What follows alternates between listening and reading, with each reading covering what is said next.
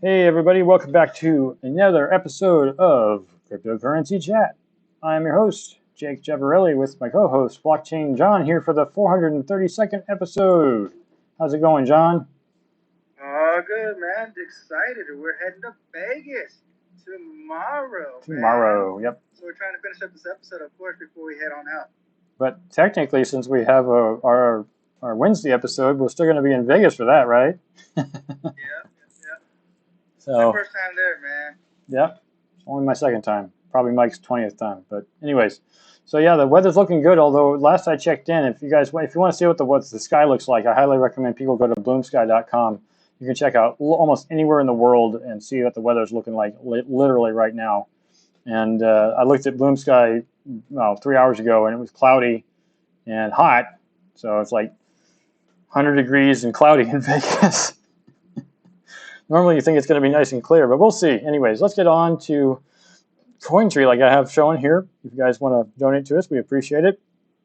If you want to check us out on some of their social media, like Twitter, Twitch, or Odyssey. Of course, everyone's watching on Twitch right now and YouTube. But you can always get us on Anchor and, of course, on Odyssey, which we prefer. So check us out there.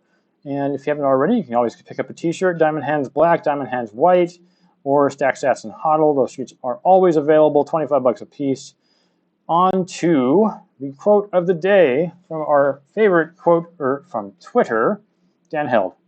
This quote is, I hope I have the right one. Did I get the right one from you? I can't remember. The Bitcoin is code. Is that the one you have up, John? Yes. Okay. Yes. Sorry, I didn't remember if I picked the right one or not. Anyways, Bitcoin is code. Good luck trying to ban free speech. So that's the quote of the day. And the job of the day is from Chainalysis as a cybercrimes investigator for South Korea.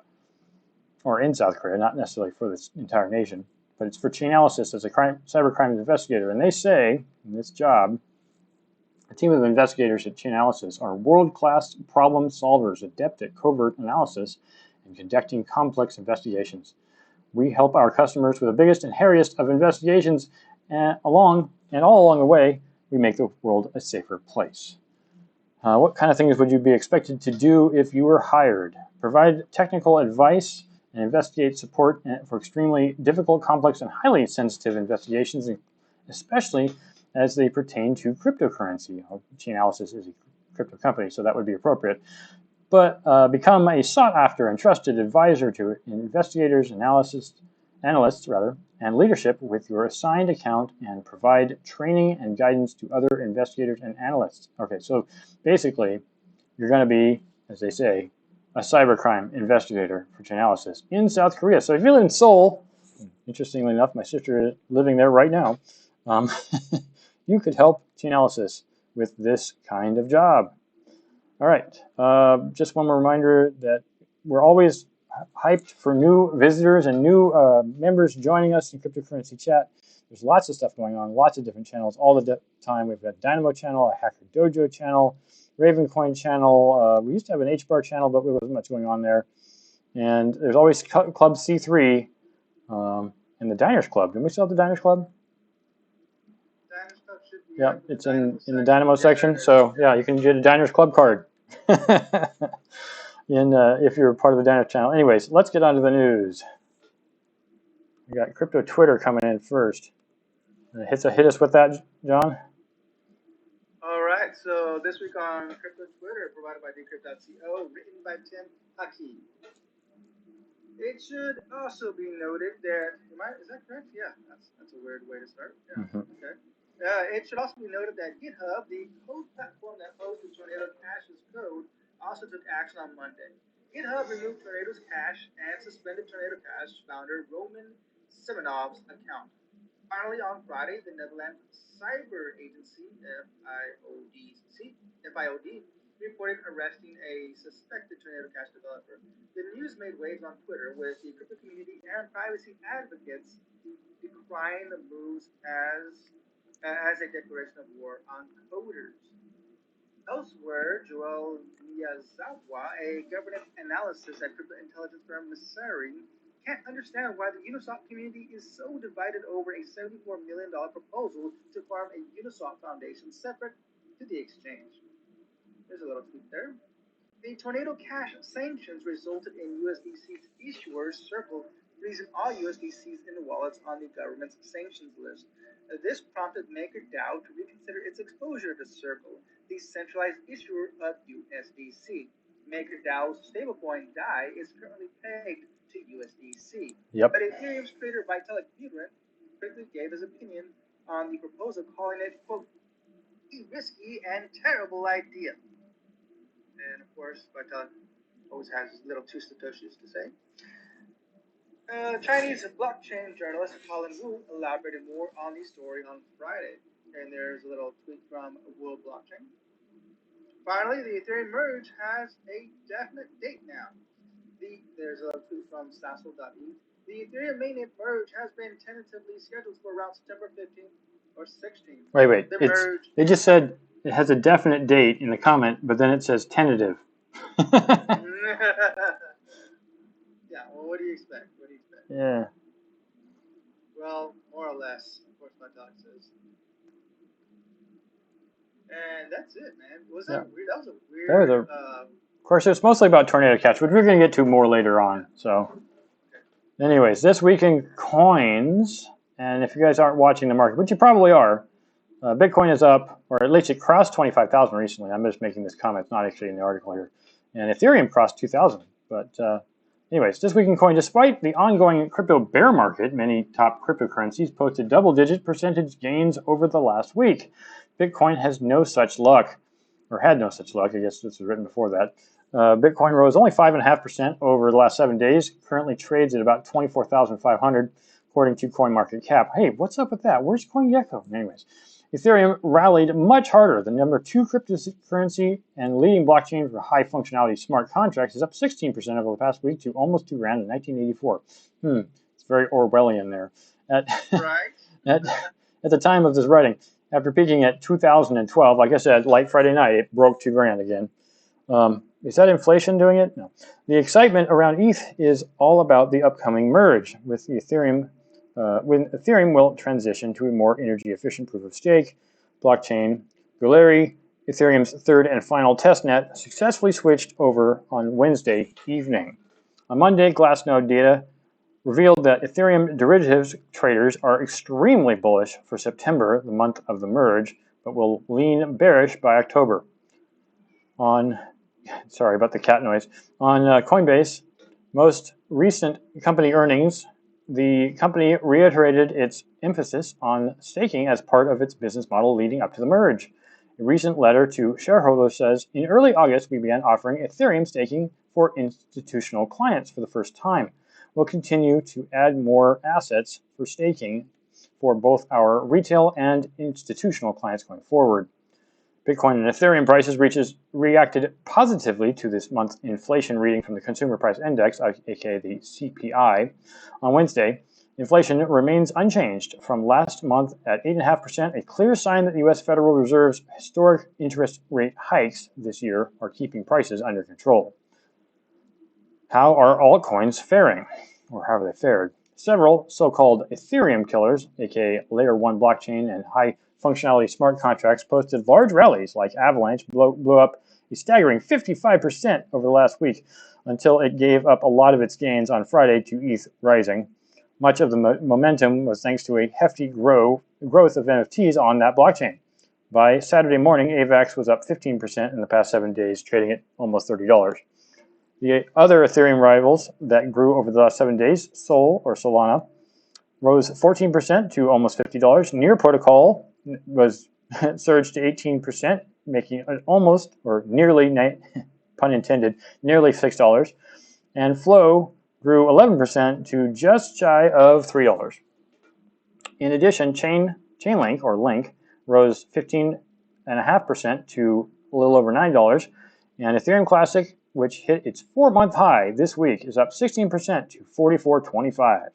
There were no major losses among the leading coins. Now, bear market news. The chill of crypto winter showed a little sign of abating this week. On Monday, Singaporean exchange Hodlnaut, it's a great name, joined fellow lenders Vald and Celsius and Singaporean exchange ZipMex on the list of crypto companies that have suspended customer withdrawals due to recent market conditions. What? If you can't stand the heat, stay out of the crypto market. Earlier this year, pardon? But everything's doing good. I don't understand. I don't get it either. Yep. It's not. It may just be that they held out for as long as they could, and still were doing badly enough that if it doesn't recover fully, they have to close. So earlier this year, Hodlnaut received an in-principle approval, or a IPA, from the Singapore Monetary Authority to provide digital payment tokens, or DPTs. There's a lot of acronyms in here. CLAs. Isn't IPA beer? Yeah, exactly. Services as a major payment institution. The lender now reportedly informed Singapore's Monetary Authority that it is withdrawing its license application as a result, no longer providing its token swap feature. That sucks, guys. You shouldn't be a rug puller. On Tuesday, German crypto bank Nuri filed for insolvency, saying the move was necessary to ensure the safest path forward for all customers. Despite the proceedings, Nuri said that the customers still have guaranteed access to their Euro accounts and crypto wallets. Well, that's amazing. Celsius had followed their pathway. That would be amazing. The bank said that the measures were due to significant macroeconomic headwinds. It sounds like finance speak for "we screwed up." Specifically, the pandemic and Russia's war on Ukraine, as well as various negative developments. Yeah, we screwed up. In industry, including major cryptocurrency sell-offs and implosion of the Luna Terra protocol and insolvency of Celsius and other major blah, blah, blah, blah, blah. We know you screwed up. On Tuesday, ZipMex announced it was unfreezing withdrawals for Bitcoin and Ethereum. Users have been able to withdraw Bitcoin since Friday. Ethereum holders have to wait till next Tuesday, August 15th, which is tomorrow, which is for them, anyways. Finally, at a hearing in Celsius Chapter 11 bankruptcy proceedings on Friday, attorneys representing a committee of unsecured creditors, moved to block Celsius's attempt to sell its mined cryptocurrency. The lawyers wrote in a court filing that they first need more insight on how selling Celsius Bitcoin mining will be carried out and how the proceeds from the sale will be used. Really, like we want our money back, dang it. Celsius Mining and the Bitcoin mining subsidiary Celsius Network. On July 14th, the day after the parent company filed for bankruptcy, the mining operation also filed for bankruptcy because they're technically separate companies. I don't know if you saw this in the lawsuit, but I believe they have 7 LLCs. Yeah, right. I did see that, which is, from what it sounds like, they were trying to separate Celsius Mining from. Well, this makes sense. This is normal business practice in the United States. That's not uncommon at all. What you want to do is you want to have different LLCs to keep things separate, so each can't be sued separate, or you can't take money from one and give it to the other. Is what they're basically trying to prevent. And that's what there's a big old scandal about that right now. But this is perfectly normal. This is as long as they don't have records on each. And if they do have records on each, then they can sue. So we'll see. Right. Celsius has previously said that it will use its mining operation to pay back creditors. At the start of bankruptcy proceedings in July, Celsius was given approval to spend $5 million and jumpstart its operation, a move which drew criticism. It's like, well, if you have $5 million, why aren't you giving it back to your investors? The U.S. Department of Justice and now a creditor committee. The committee also said it's launching a broad-ranging investigation and expects to invoke bankruptcy rule number 2004. All in all, a good week for crypto, just not for Celsius. So, going back up real quick, you did mention something about Coinbase and staking. A couple of days ago, I read an article that Coinbase is being investigated by the SEC, in particular about the staking thing. So be careful with Coinbase. Yeah, Coinbase may be convenient, but it doesn't necessarily mean it's good. Yeah. So, moving on to more scandal. All right, so this one is provided by CRYPTOPOTATO, written by Felix Mullen. The Tornado Cash developer is arrested in Amsterdam. On August 10th, the Dutch crime agency announced the arrest of a 29-year-old developer of Tornado Cash, a cryptocurrency mixer built on the Ethereum network that was sanctioned earlier this month by the U.S. Treasury Department. The U.S. banned Tornado Cash because the platform had a large-scale currency laundering lending potential and have anonymized the funds of several individuals linked to criminal activities. According to the FIOD, the suspect is allegedly involved in crimes of concealing illicit financial flows and facilitating money laundering. The FIOD noted that the cryptocurrency mixer tends to facilitate money laundering as these platforms are mainly used to increase anonymity. Anonymity. Anonymity. Yeah, Okay. whatever. All right. Whatever, Anonymousness. man.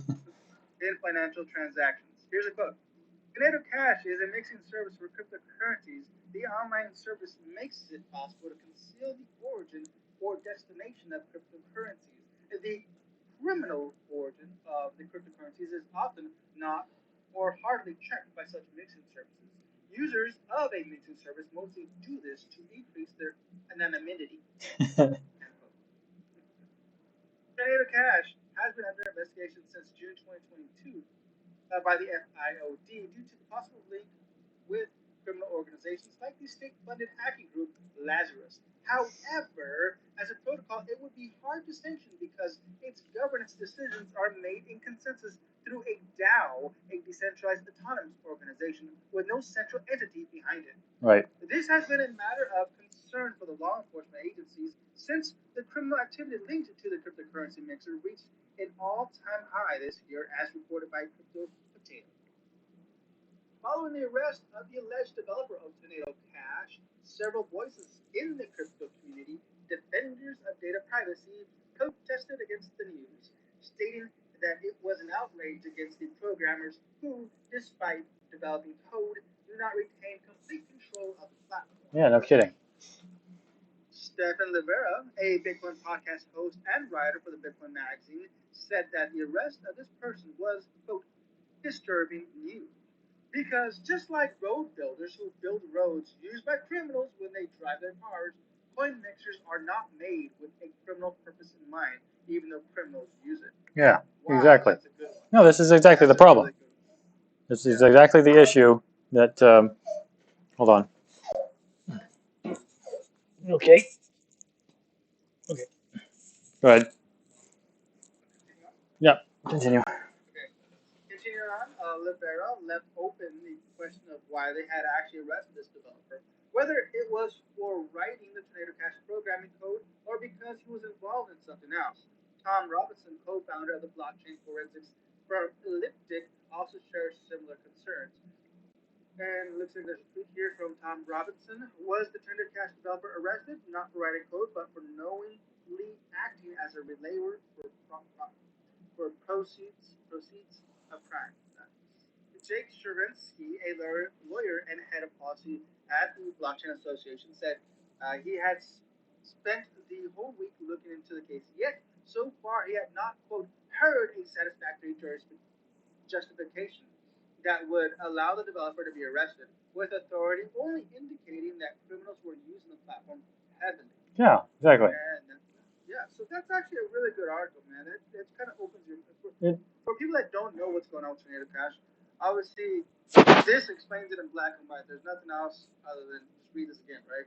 Right. Well, I mean, there's more news coming out as every day, but the thing that's most important is, and this is it's an argument that's been made for years, particularly for developers. If your company produces electricity and another company makes a power tool, and a criminal decides to use that power tool and that electricity to kill someone, does that make the power tool company and the electricity company at fault? No, it doesn't. Definitely not. Now, remember, this arrest did not happen in the United States because it can't.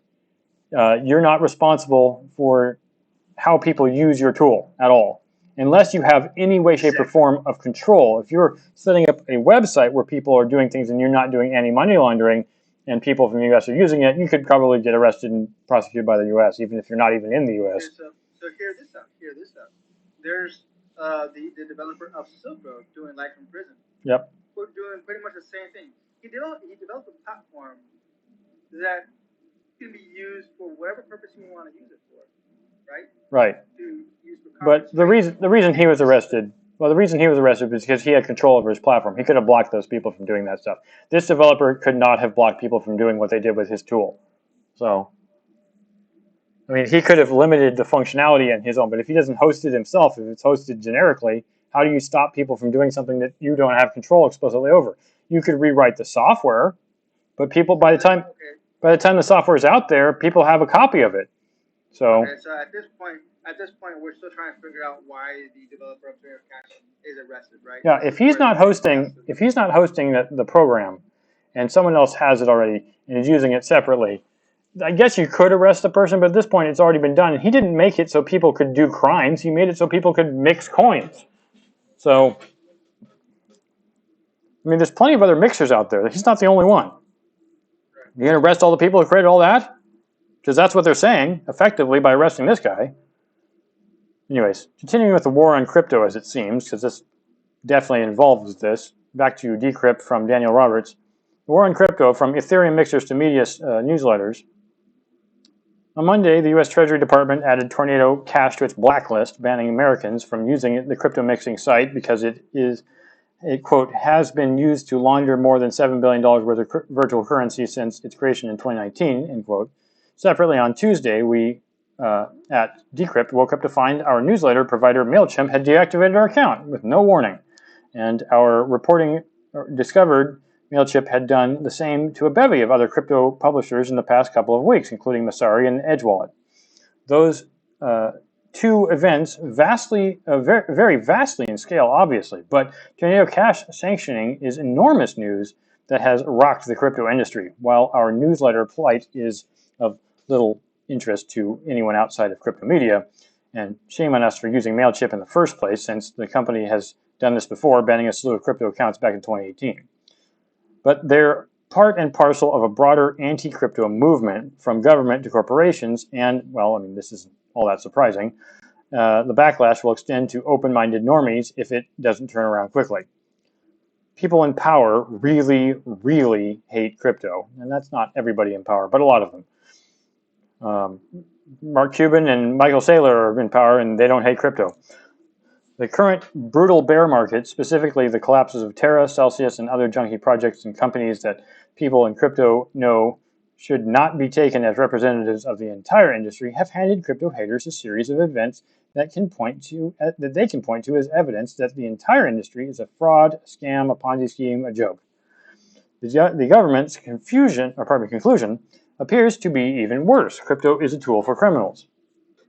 Never mind that there are a range of legitimate privacy-oriented reasons to use a crypto mixer like Tornado Cash. The same thing with the Onion, or with Onion Orbot and the Onion networks. The Onion network is just privacy-based. Yes, yes, criminals use it, but so do everybody else, people who aren't criminals. Now, the Tornado Cash sanctioning is becoming a litmus test for whether projects and companies want to fall in line immediately or fight the non-compliance. It is a test that, from the perspective of true degens and crypto OGs, many projects are failing. It should surprise no one the code repository GitHub suspended the account of Tornado Cash founder and removed the Tornado Cash source code. GitHub is owned by Microsoft, and MailChimp is owned by Intuit. Many big Web 1.0 companies are deciding that they want nothing to do with crypto, even while, in contrast, some big luxury brands like Tiffany's and Gucci's are getting into crypto. Ironic? Yes. They love the money, they don't like the crime. It would also not be surprising if OpenSea is doing it. NFT people on Twitter have claimed their accounts were suspended and believe it was due to having a Tornado Cash. But OpenSea has not confirmed it and merely told Decrypt in a statement, "We comply with U.S. sanction law. Our terms of service explicitly prohibit sanctioned individuals, countries, and or services from using OpenSea." What is surprising is that decentralized exchanges like DYDX blocking wallets are associated with Tornado Cash. What happens next will cause many to rightly question the real meaning of decentralization, which they should, damn it. Sorry. And which projects should get to use the label. What regular folks need to understand about all this, in addition to the fact that crypto privacy tools are not just for criminals, is that anyone can send tokens to someone's crypto wallet if they have the public address. That's why it's excessive and draconian for services to ban all wallets holding crypto from Tornado Cash, as one sly degen demonstrated by dusting a bunch of celebrity crypto wallets with small amounts of ETH that has been through Tornado Cash. Still, and we reported on that last Wednesday, most Web3 builders don't want to have their company shut down or worse, go to prison to prove a point about how wrong the government is about crypto. Fair enough.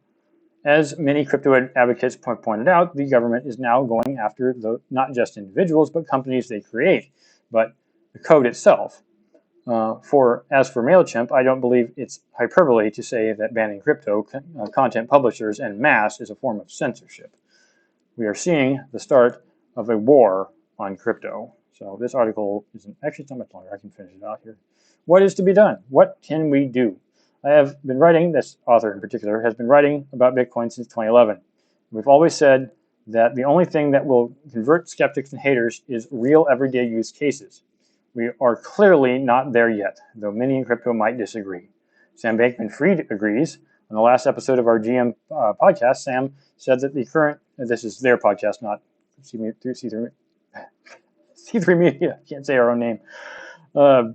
Sam said that the current crypto winter will only truly end when we start using crypto for everyday purposes, and the use cases so far are not really yet in the realm of being live use cases. I agree with that. There aren't a whole lot of them, unfortunately. People are still scared of crypto to some degree. I don't think live use cases currently being used for vital parts of the world is the right way to describe most of crypto today, he continued. Now, that's not to say that it will never be. I think in many ways we might not be far away from that changing. We might not be far away from a world in which crypto is actually seeing a ton of adoption and usage, and I think a lot of good mapping out has been done. So, yeah, this is really big news because they're just angry and they're just like, you should arrest that person because they did things we don't like. And it's like, but that doesn't mean it's illegal. Yeah,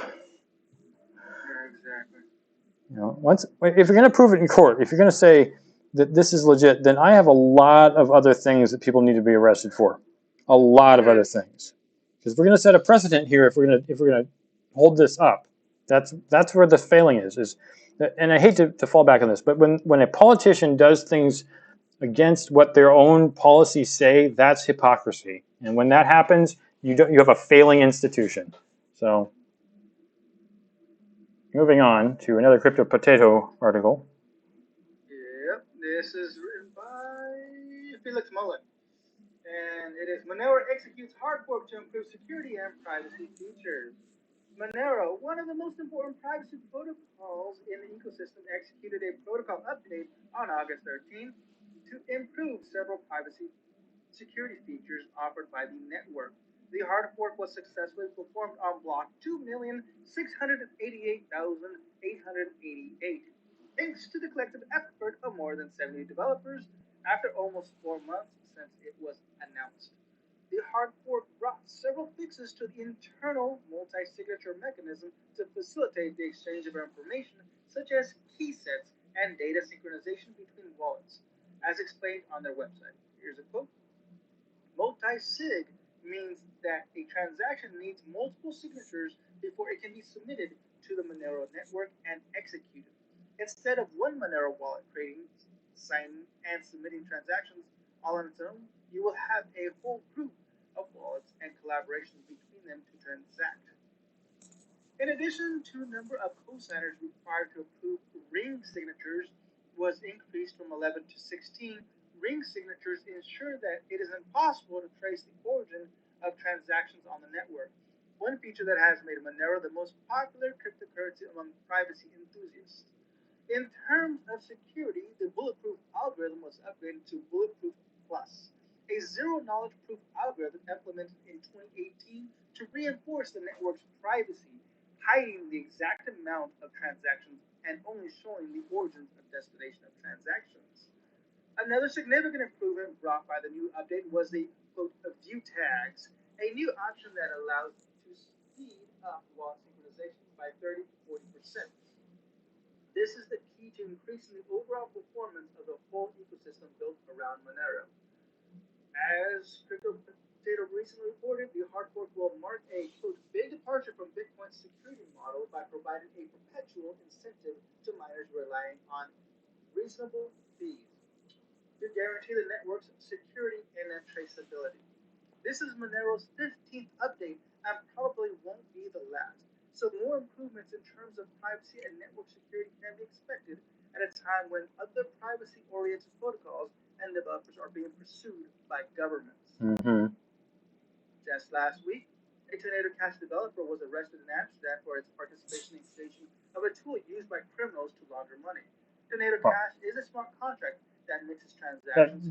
That isn't even accurate, because we just got done saying that it is used by criminals, but it's used by everybody. Correct. So, I mean, I don't know. I'm going to disagree with the way that they phrase that, because that's unfair. It's used by everybody, including criminals. And the way they wrote it is not accurate. I agree with you. That's Felix Mullen. Felix bad.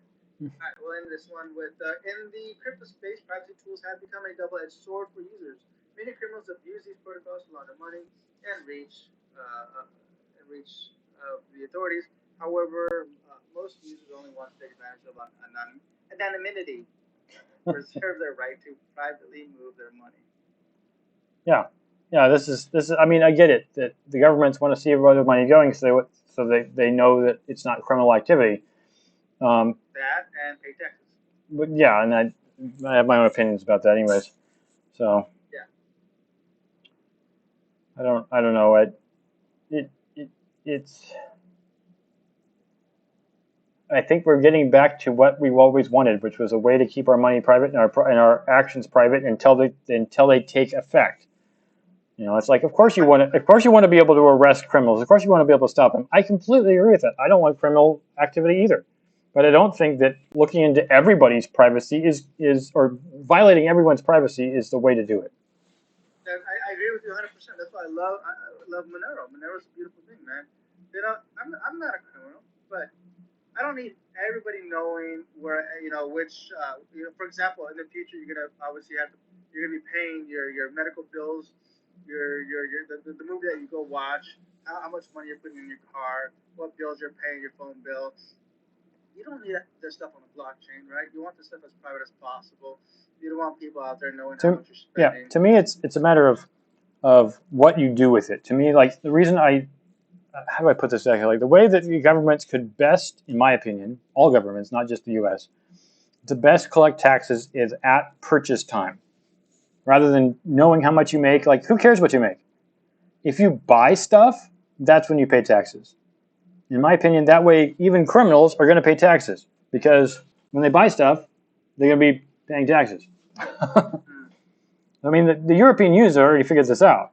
The VAT, the VAT tax, that happens a lot. That's whenever something gets processed and made into something else, there's a VAT on it, and that value-added tax is constantly adding more value, and that's where a lot of the taxes come from, is value-added. So if the U.S. just did value-added, which, believe you me, is not popular here, then it might be a little bit better way of collecting the taxes from criminals and everyone else. So, is that all there is to this article? Yes, that's it. All right. The last article is FTX and Paradigm regarding futures spread trading, from China Kadeka on CryPTOPOTATO. The crypto exchange FTX has partnered with digital assets investment firm Paradigm. The aim of the collaboration is to launch spread trading, which is essentially enables users to benefit from pricing dislocations with cash and carry plays. Spread trading can be referred to as the purchase of one security and the sale of a related security, called legs as a unit. According to the official blog post, the partnership will help users to leverage single-click trading with non-leg perpetual risk. The new deal also aims to attract new crypto investors keen on cash and carry trades with the help of crypto spot purchases and futures investment on FTX. Paradigm explained that users will be able to trade the spread between spot, perpetual, and fixed maturity values on 8 crypto assets: Bitcoin, ETH, Solana, Avalanche, ApeCoin, Dogecoin, Chainlink, and Litecoin. FTX, on the other hand, is tasked with offering guaranteed atomic execution and clearing of both legs for the trades. Sam Bankman-Fried, CEO of the crypto exchange, said, quote, "Paradigm is a leading network providing institutional liquidity for crypto derivatives, and we're excited to expand our relationship with a formal partnership to collaborate on partner product developments for both of our users. The structured spread trading product is the first that will enable crypto investors to utilize cash and carry trades through FTX and Paradigm. And there's a quote about that explicitly. The firm also mentioned that the atomic execution of both legs will make it structurally less risky when compared to executing individual legs through a traditional exchange order book. The subsequent lower risk profile will let market makers quote much tighter prices and in substantially larger sizes. So, Jake, let me ask you something. Do you use FTX? I have signed up for an account with FTX, yes, recently, about a week ago. I was not using it previously, even though we've been talking about it for ages. Yeah. So yes, I do a little bit use it. I feel like it's necessary to learn the company we keep talking about. You know, I've had an account with Crypto.com for years, and many other exchanges, some of which don't even exist anymore. So that's the end of the news. You got anything else? That's it, man. That's it. I'll see you tomorrow.